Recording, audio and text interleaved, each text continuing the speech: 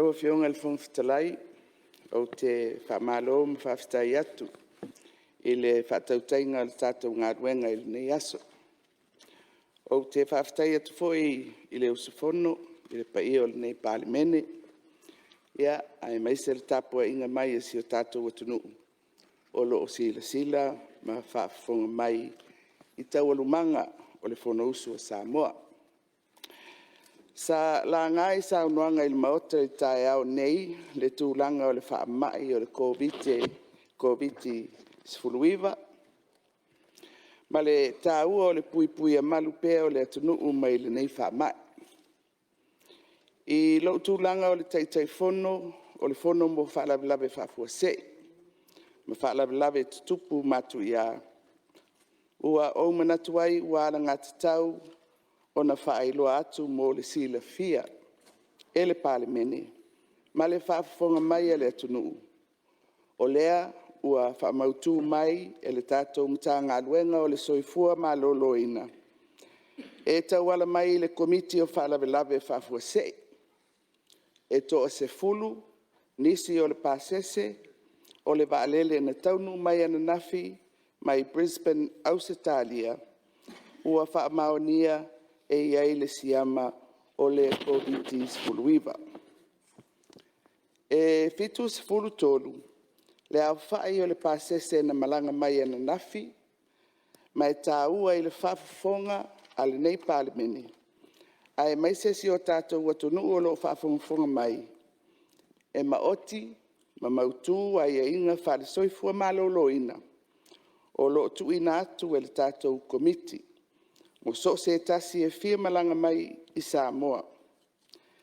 E au fia ai i nei ai e inga, le whaamaoninga, ua maea o na whai tui puipuia, vaccination card, o le suenga e whaatino i le ponga isu, PCR test, o le lipoti a le whale mai, whaapea maisi vaenga e moomia. O i lātou umana taunu mai ana nafi, sa whaamalia ina i a inga nei. Se i vanga nā ai, nai tamaiti laiti, e le ianga waa e whaini tui sa malanga mai ai. I le taunu mai ai, i le malai vaalele ana nafi, sa whaia umai suenga, tests, ale pasese, a e le itu ina atu i nofoanga o loo wha nofo e se ai.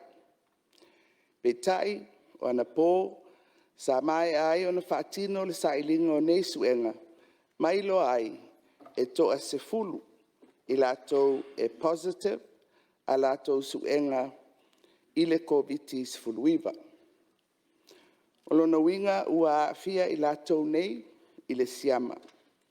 Petai o le si vaenga toa tele o le pasese e negative uma a lātou suenga.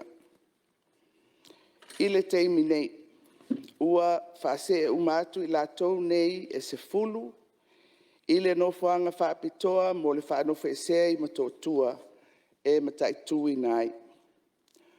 Ua mai a foi ona sa ilia i lātou sa sili ona lata i ai lātou nei, mai e toa iwa. Close contacts ua whase e i le whale mai whale olo e mataitu wai.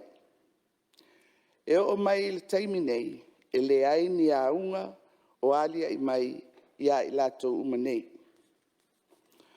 Ua mai a foi ona tofi le au whai ngā ruenga o alii matamai tai fo mai matausi soi fua e mataitu ina i lātou ua alia i mai ai le siama mo le luas fulutasi yaso. Ma ua api nei le nofuanga ua saunia i matotua. I le taimi atoa le a whaatino ai le lātou ngā ruenga. O lona winga, to ato e taliu i o lātou a inga, pe a mae a le nei ngā ruenga. Laua fionga i le whangwhitalai. Ona o le tūlanga i le pui a pea o le atunuu mai le nei whaamai, ai mai se ai le alia i mai o le nei tūlanga inisi o le pasese na taunu mai ana nafi. Ua manatu ai le kāpeneta, ina ia tolo le malanga na fuafua mai I New Zealand I le asto nai nei. Mo se vai aso, ona toe ilo ai lea. O le nei tūlanga, ua le alofia, ina ia maua ai le avanoa le lei e o tātou fo mai, e sanga mati ai le mataituina o le pasese na taunu mai ananafi. Ai mai se le vaa ai e tutoa o i lātou ua afia nei. E ono iei fo i se fuafuanga, ina ia whaapawhala le toe malanga mai o tangata mai au se tālia mo le nei taimi. Se ia matai tū le tūlanga o le pepesi ai o le virasi, o le omikoroni, o lea atunu. I le whaafonga mai o si au tātou atunu, o le tatalo ia aua nei whaapoleina. O lo ngā lue pēr le tātou mālo, ma le au whai ngā luenga. E whaatino le ngā luenga ua atoa nei le lua tausanga o whaa au pēr.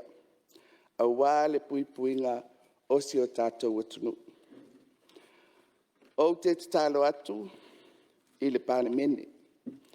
Ina ia taimua i tātou i le una ia o puipuinga whaale soifua maloloina lautele.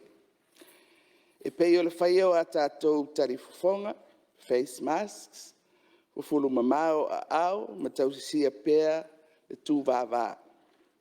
E whapena fo i se tu walalo. Isi o tātou watunu, ina alofangia, e whaatino pēr ngai o inga uma, mo le tausisia o le tū mamala o tele, ai mai se aia inga, mo le puipuinga whale soifua, maloloina lau tele. Ia, tātou titalo pēr, i le atua ina ia i pēla na puipuinga mo Samoa, maona tangata, a o tātou iai I nei vai tau ma ale. Lau fionga I le whangawhitalai, o le whaalinga lea mo le sila fia e le palemeni, ai mai se si o tātou watunuu o tāpua I mai.